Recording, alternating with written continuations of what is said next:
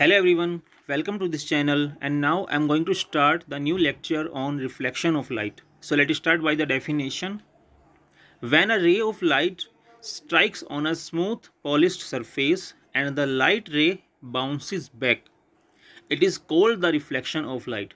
Means अगर हमारे पास कोई हाईली पॉलिश्ड सरफेस है और अगर आप उस पॉलिश सरफेस के ऊपर लाइट को फॉल कराते हैं तो लाइट क्या करती है, उस मटेरियल से या उस ऑब्जेक्ट से टकराकर वो बाउंस बैक कर जाती है। मींस जिस डायरेक्शन से आई थी उसी डायरेक्शन में वो निकल जाती है, तो इसे रिफ्लेक्शन ऑफ लाइट कहा जाएगा। ओके, जिसे आप यहाँ नीचे एनिमेशन में देखकर समझ सकते हैं।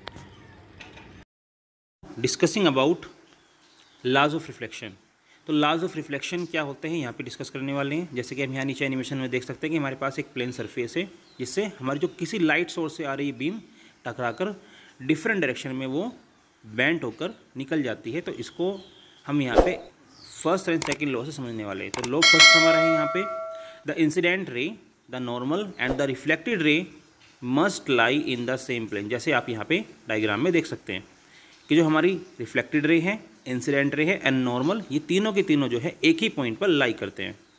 And the second law is the angle of incidence I equal to the angle of reflection are.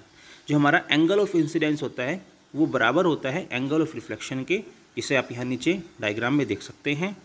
और ये हमेशा जो है इसके बराबर रहेगा, बट कुछ कंडीशंस होती है जहाँ पे ये डिफरेंट हो जाता है, जिसको हम यहाँ आगे डिस्कस करने वाले हैं।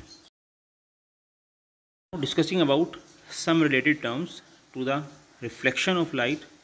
तो हमारे यहाँ पे जो फर्स्ट पॉइंट आता है वो आता है इंसिडेंट रे। तो इंसिडेंट रे क्या होती है? इट इज़ द रे which falls on the surface.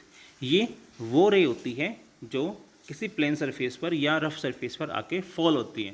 And जो इंसिडेंट रे है इसको हम यहाँ पे बीम ऑफ लाइट भी कह सकते हैं, जो किसी लाइट सोर्स से आ रही है। ठीक है, क्योंकि ये लाइट जो होती है एक फोकस लाइट होती है। And the second term is reflected ray, the रे which is reflected from the surface. ये वो लाइट है जो सरफेस से टकराकर डिफरेंट डायरेक्शन में निकल जाती हैं, तो इसको रिफ्लेक्टेड रे कहा जाएगा। And the next term is normal, the perpendicular on the polish surface. जो हमारा पॉलिश सरफेस है उस पर जो परपेंडिकुलर होता है उसको नॉर्मल कहा जाता है, जिसे आप यहाँ नीचे डायग्राम में देख सकते हैं। एंड जो नॉर्मल है इसी से जो है हम एंगल ऑफ इंसिडेंस और एंगल ऑफ रिफ्लेक्शन दोनों को यहाँ पे कैलकुलेट करते हैं।